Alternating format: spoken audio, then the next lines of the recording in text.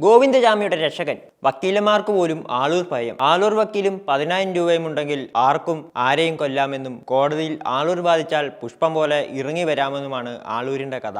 നമ്മൾ സിനിമയിലൊക്കെ കണ്ടിട്ടുള്ളതുപോലെ ഒരു കഥാപാത്രമാണ് ആളൂർ. അത് റിയലാണെങ്കിൽ ഇത് റിയൽ ആളൂർ. പ്രതികൾ ശിക്ഷിക്കപ്പെടും എന്ന് ഉറപ്പുള്ള കേസുകൾ നിസ്സാരമായിട്ട് ഇറക്കിക്കൊണ്ടുപോകുന്ന അഭിഭാഷകൻ. കുപ്രസിദ്ധമായ കേസുകളാണ് ആളൂർ തിരഞ്ഞെടുക്കുന്നത്. കുപ്രസിദ്ധ പ്രതി ഗോവിന്ദചാമിക്ക് വാദം ഏറ്റെടുക്കാൻ ആളില്ലാത്ത സാഹചര്യത്തിലാണ് ആളൂർ ഏറ്റെടുക്കുന്നത്. അവിടുന്നാണ് ആളൂർ അറിയപ്പെടാൻ തുടങ്ങിയത്. സൗമ്യ കേസിൽ ഗോവിന്ദചാമി രക്ഷപ്പെടാൻ ഒരു സാധ്യതയില്ലാത്ത സമയത്താണ് ഗോവിന്ദചാമി ഹാൻഡിക്യാപ്ഡ് ആണെന്നും ഇയാളെ കൊണ്ട് പറ്റില്ലെന്നും കോടതിയെ സംശയപ്പെടുത്തിയത്. ആ ഒറ്റ സംശയത്തിന്റെ പുറത്ത് ഗോവിന്ദചാമി പുറത്തു വന്നു. ഒരു വീട്ടിലെ 6 പേരെ കൊലപ്പെടുത്തിയ സൈനൈഡ് കേസിൽ ജോലിക്ക് അഭിഭാഷകനായി എത്തിയതും ആളൂറായിരുന്നു. നിലന്തൂർ ഇരട്ട നരബല കേസിലും ഇദ്ദേഹം ഭാഗമായി. പ്രമേദമായ നീരജ് ഗുപ്ത കേസിലും പ്രതിക്ക് വേണ്ടി ആളൂർ കേസ് ഏറ്റെടുത്തിരുന്നു. നിലന്തൂർ ഇരട്ട നരബല കേസിലും ഇദ്ദേഹം ഭാഗമായി. പ്രമേദമായ നീരജ് ഗുപ്ത കേസിലും പ്രതിക്ക് വേണ്ടി ആളൂർ കേസ് ഏറ്റെടുത്തിരുന്നു. പെരുമ്പാവൂരിലെ നിയമ വിദ്യാർത്ഥിനി കൊലക്കേസ് എന്നിവയിൽ പ്രതിഭാഗത്തിന് വേണ്ടി ഹാജരായ അഭിഭാഷകനായിരുന്നു ആളൂർ. കൊച്ചിയിലെ സ്വകാര്യ ആശുപത്രിയിൽ കിഡ്നി സംബന്ധമായ അസുഖത്തിന് ചികിത്സയിൽ കഴിയുകയായിരുന്നു അന്ത്യം.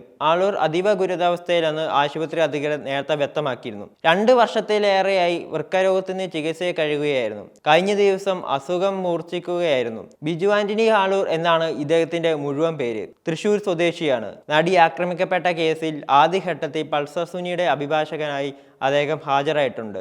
ഇത്തരത്തിൽ ഏത് പക്കാ ക്രിമിനലും സ്വധൈര്യം ബന്ധപ്പെടാവുന്ന ഒരു വക്കീലായി ആളൂർ മാറുമ്പോൾ യഥാർത്ഥത്തിൽ നിരപരാധികളടക്കം ശിക്ഷിക്കപ്പെടുന്ന കേസുകൾ വളരെയധികം കൂടുതലാണെന്ന് പറയേണ്ടി വരും. അതുകൊണ്ടൊക്കെ തന്നെയാണ് ആളൂരിന്റെ മരണം സാധാരണക്കാരടക്കം ആഘോഷമാക്കുന്നത്.